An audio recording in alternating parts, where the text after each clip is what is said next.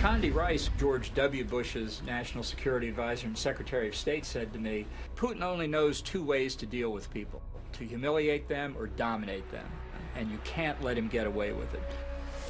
How would you describe Trump's relationship with Vladimir Putin? I think Putin is smart, tough. I think he sees that he's not faced with a serious adversary here. I think Putin thinks he can play him like a fiddle. I don't think he's worried about Donald Trump. Hi, everybody. Welcome to Moscow. In the years before he was president, Donald Trump brought his Miss Universe pageant to Russia. And of course, the big man on campus, Donald Trump. Hoping that President Putin would attend. Through the years, his interest in Russia and Putin continued up to the 2016 election. I mean, he might be bad, he might be good, but he's a strong leader. But it was this comment on the campaign trail that raised questions. Russia, if you're listening, I hope you're able to find the 30,000 emails that are missing. He essentially called on Russia to hack into Hillary Clinton's emails. By the way, if they hacked, they probably have her 33,000 emails. I hope they do. Since he took office, Trump and Putin have shared a complicated relationship. Putin struck me as totally in control, calm, self-confident, totally knowledgeable on Moscow's national security priorities. You say that President Putin plays Donald Trump like a fiddle. How does he do it? He knows the people he's talking to, and I think he looks at somebody like Donald Trump and says to himself, as an old KGB officer, how am I going to get him to the place I want him to be? And I can just see the smirk when he knows he's got him following his line.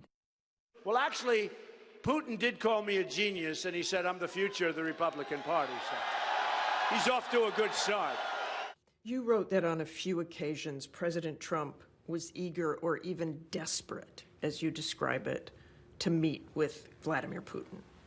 Well, I think there was the same fascination with speaking with a leader like Putin that we saw with respect to Kim Jong-un. The president himself used to comment on it, how strange it was that in one trip he took to a NATO summit, that he thought the easiest, most pleasant one might be with Vladimir Putin.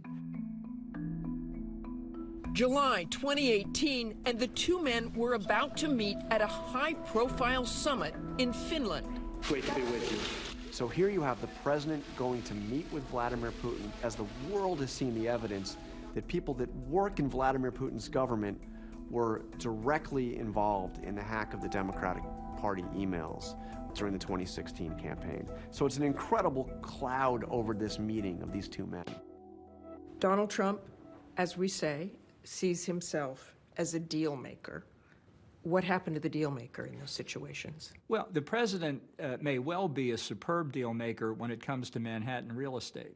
But when you're dealing with somebody like Putin, who has made his life understanding Russia's strategic position in the world, against Donald Trump, who doesn't enjoy reading about these issues or learning about them, it's a very difficult position for America to be in. I love to negotiate things. I do it really well and all that stuff. Trump was not following any international grand strategy. His thinking was like an archipelago of dots, leaving the rest of us to discern or create policy. I would assume that Donald Trump would come back and say, look, we put very serious sanctions on Russia, and that he has been good with Donald Trump, and you need to have good relationships. Certainly personal relationships between leaders are important, but they do not dominate what the national interests are. And I think Putin has a very acute knowledge of what Russia's national interests are and how he wants to accomplish them. You were worried about leaving him alone in a room with Vladimir Putin. Why? Because I didn't know what he would say. The president has said this will put him in a bad position with world leaders. If you were president, you certainly wouldn't want your former national security advisor to be saying that the Russian president could play you like a fiddle. Why does that not matter as he goes forward? Well, it's not telling Vladimir Putin anything that he doesn't already know. and it's telling the American people something they may not be aware of. At the end of the summit, Trump and Putin held a press conference that would make headlines around the world. President Trump and Vladimir Putin have just concluded their one-on-one meeting. During today's meeting, I addressed directly with President Putin the issue of Russian interference in our elections. I felt this was a message best delivered in person. You said you were frozen in your seat watching that. I thought I wouldn't get up. I didn't know what to do. My people came to me, Dan Coates came to me, and some others. They said they think it's Russia. I have President Putin. He just said it's not Russia.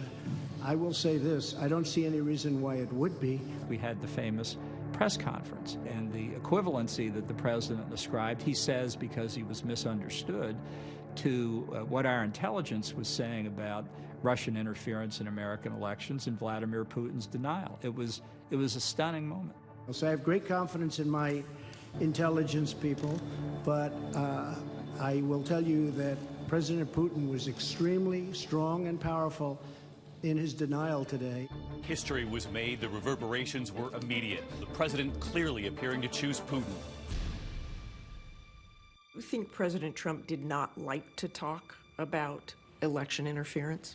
Oh, I definitely think he did not like talking about election interference because he made what I viewed as the mistake of believing that if he accepted that the Russians had intervened in the 2016 election, that it legitimized the narrative that they had intervened to help him hurt Hillary Clinton and that he would not have won without the Russian interference. I think Vladimir Putin and their strategy rest on the real perception that American politics today is very fraught, very tense, very difficult. Everything they can do to stir mistrust, to undercut the legitimacy of our democratic institutions, helps to paralyze America. And a weaker, more paralyzed, more divided America is in Russia's interest. They're having great success at it. I think many of these foreign leaders mastered the art of ringing his bells. You say the term, he was marked by some of those leaders. I think they knew exactly what they were looking at, and they pursue their objectives. And this is, in my view, the only way you can pursue a successful policy is persistently, with the eye on your ultimate objective, and taking Trump apart piece by piece by piece, which I'm afraid too often was the case. Hi, everyone. George Stephanopoulos here. Thanks for checking out the ABC News YouTube channel. If you'd like to get more videos, show highlights, and watch live event coverage, click on the right over here to subscribe to our channel. And don't forget to download the ABC News app for breaking news alerts. Thanks for watching.